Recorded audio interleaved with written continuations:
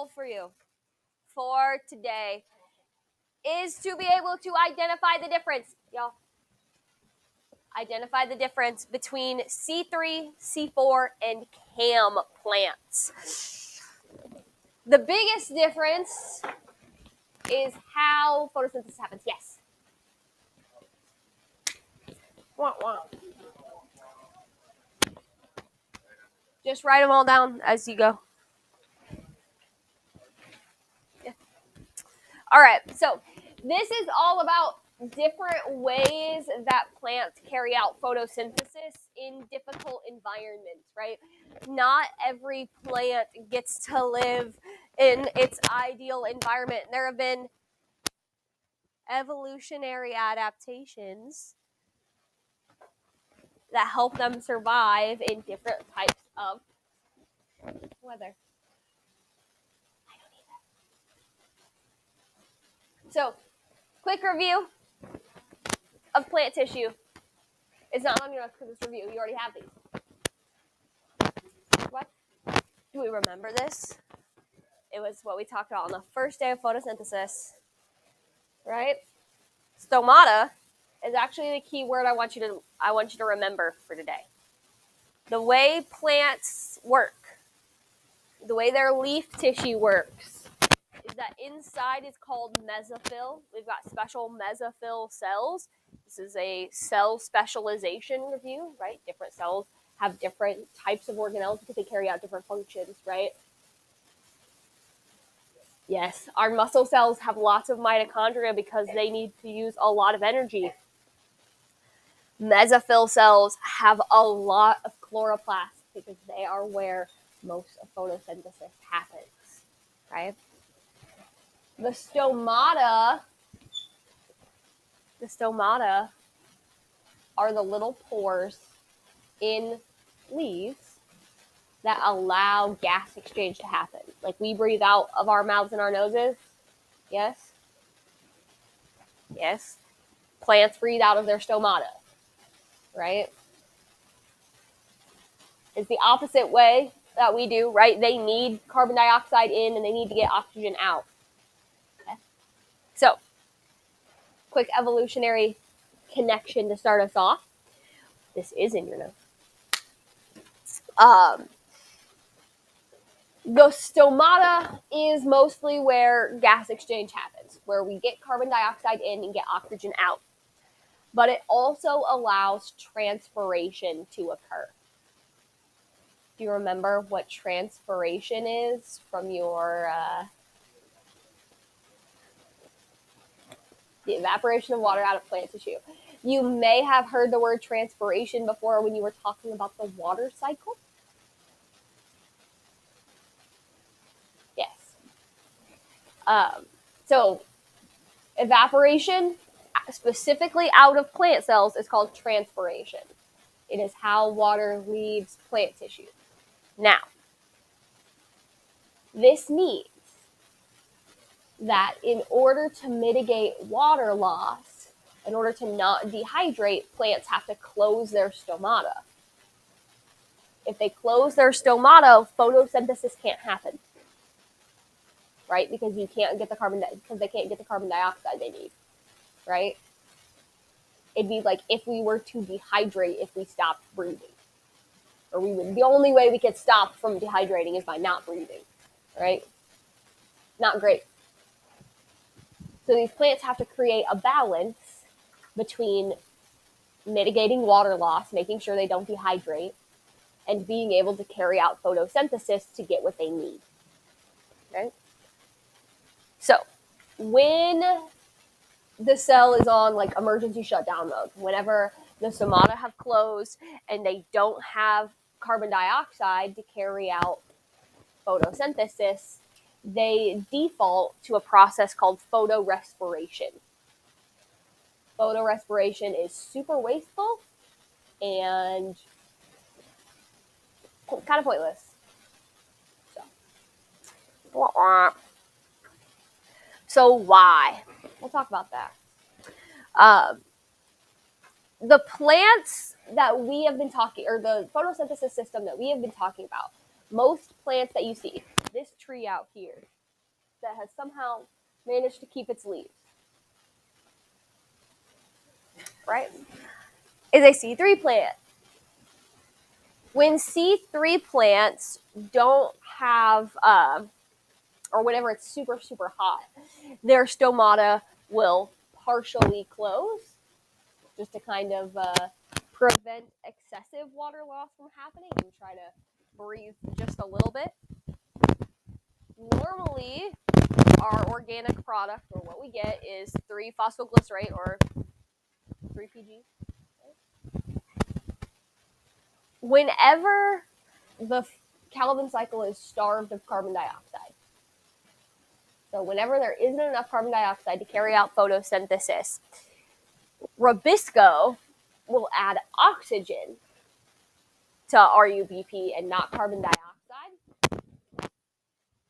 This will create a 2-carbon compound that will leave the chloroplast and go off to the peroxisomes and the mitochondria, which will then release carbon dioxide through cellular respiration. So that's photorespiration. Photorespiration uses light, consumes oxygen, and releases CO2. And the hope maybe that CO2 is enough to get the Calvin cycle going, or at least start the Calvin cycle up a little bit. The process uses ATP and decreases photosynthetic output. It is costly and pointless. So why? We don't really know. Some people think it's evolutionary baggage, meaning like a vestigial organ, but a metabolic pathway, right? Like, let's see, whales have pelvises, even though they don't have legs, right? It's a vestigial organ, maybe. So it's an organ that those whales have that they don't use anymore. We can have vestigial metabolic pathways just like we can have vestigial organs. So some people think that it's an evolutionary leftover. Yes. Yep.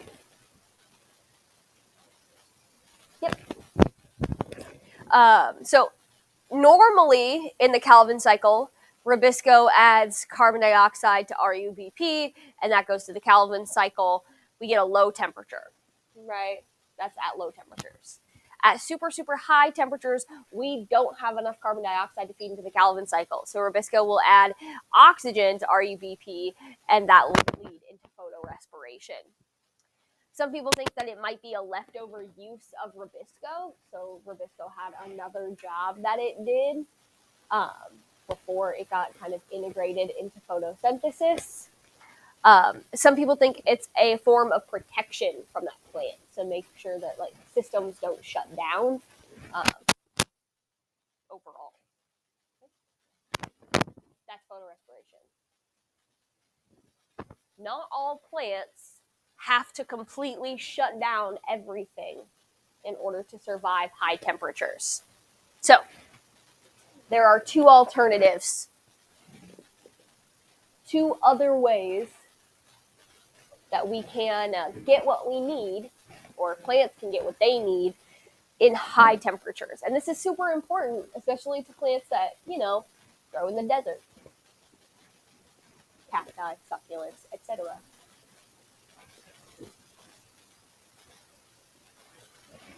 So, normal plants, normal quote unquote, the plants that we think about are C3 plants, but there are also C4 and CAM plants.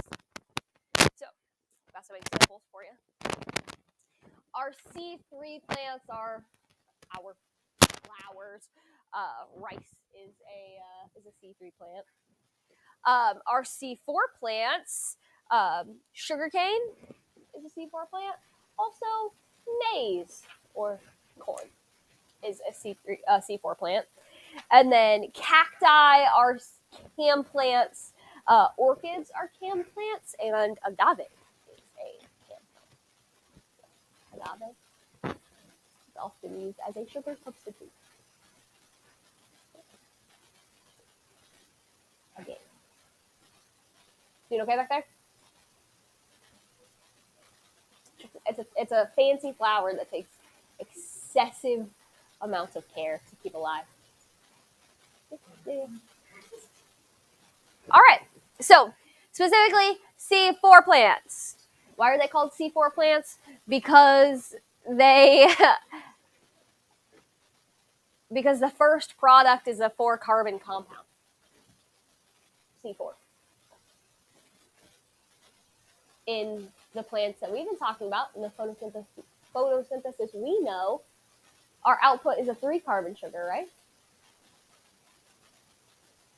Yes. Yes. So that's the difference between C4 and C3, is the output has either 3 carbons or 4 carbons.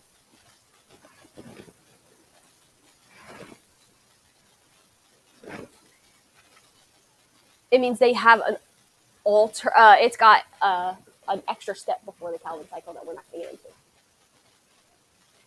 into. Yes. What's super cool about C4 plants is that this process has evolved independently at least 45 separate times. Do you know how wild life has to get in order for the same process to evolve independently 45 separate times? It means they don't have common ancestors. So we can look at 45 different C4 plants, trace their evolutionary lineages, and they're not connected to one another. That means their lineages have to have evolved this trait over time, independent of each other. It is called convergent evolution. We'll talk about it at the end of the year. So, in C4 plants, it is actually an anatomical difference that allows this extra step to happen. Instead of just having mesophyll cells, they have mesophyll and special cells called bundle sheath cells. These bundle sheath cells are kind of like veins that run through that mesophyll. The way it works is by creating separate compartments for the different phases of photosynthesis. So the Calvin cycle specifically happens in the bundle sheath cells, and the carbon fixation specifically happens in the mesophyll cells.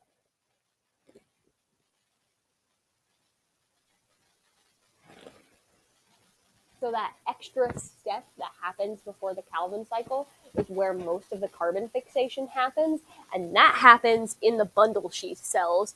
Then those that happens in the mesophyll cells, and then the mesophyll cells send those intermediates to the bundle sheaths, and the bundle sheaths take care of the rest. That's a C4 plant. Okay. I've got the steps for you. You don't need to know all of this, but I wanted to make sure you had it.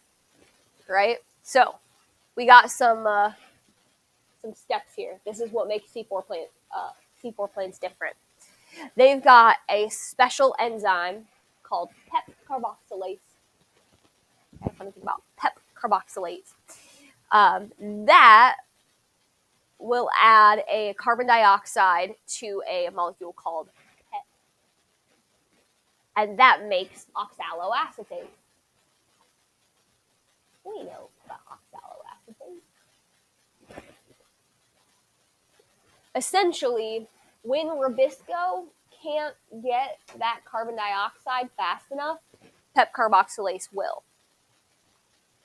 This creates a 4-carbon intermediate, which is sent to the bundle sheath cells through these special cell junctions called plasmodesmata. Have we talked about plasmodesmata yet? Yes, we have. We talked about them in cell junctions with cell membranes.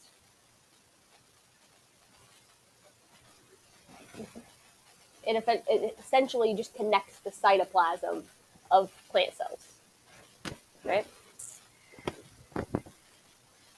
That four carbon intermediate releases CO2 in those bundle sheath cells, which is refixed by Rubisco in the Calvin cycle. In this case, we only have cyclic electron flow, not linear. And if you remember from the difference between cyclic and linear electron flow, cyclic electron flow is less efficient. Okay. Questions? All right. We're going into cam plants. Pineapples are cam plants. Succulents are cam plants.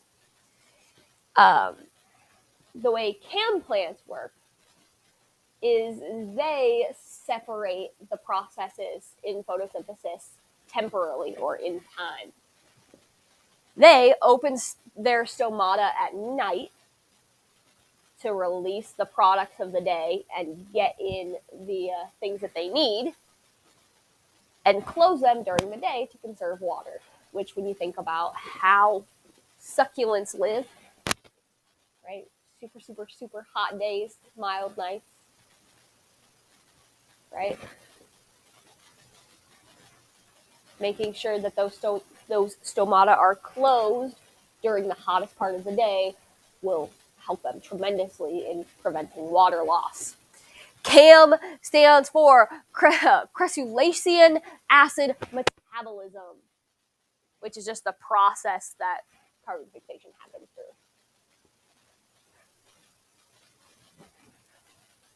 Doing okay? Doing great?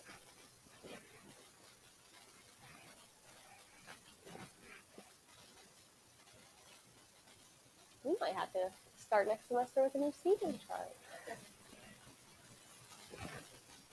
All right. Little extra thing about cam plants. The mesophyll cells are really good at storage, which is important because they have to store the stuff that they make at night in order to run the Calvin cycle to release carbon dioxide during the day or run respiration.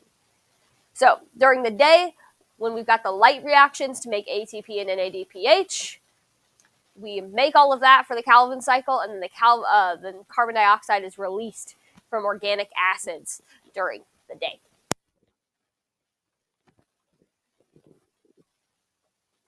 And I've got this very helpful diagram right here that kind of shows you the differences in these processes, right? So in C3 plants, this is the photosynthesis that we know, right? We got carbon dioxide going into the Calvin cycle, coming out as glucose, right? This looks familiar? Okay. In C4 plants, we have it sectioned off through mesophyll cells and bundle sheath cells. So in our C4 plants, in our mesophyll cells, that carbon dioxide is added to create a C4 intermediate, which is then shipped off to the bundle sheath cells, broken down to carbon dioxide, and ran through the Calvin cycle. And then in our cam plants, we've got it sectioned off night and day, where during the night, whenever we can do all of our ATP synthesis, we create our C4 plants to create carbon dioxide. And then during the day, we can use that carbon dioxide that we have broken down slowly over time, run that through the Calvin cycle. Instead of making you do a bunch of research, I have the research for you. I've got a page here that breaks down C3, C4, and CAM plants in a little bit more detail. It tells you what cells are involved in each of them, what type of plants they are found in, when photorespiration happens, their first released product, the number of NADPH and ATP that is generated, the temperatures they like to live in, the biggest enzyme that does the carbon fixation, and then some examples. So I thought that this might be a good piece of information for you to have. Does anybody have any questions? Yes, no, maybe so.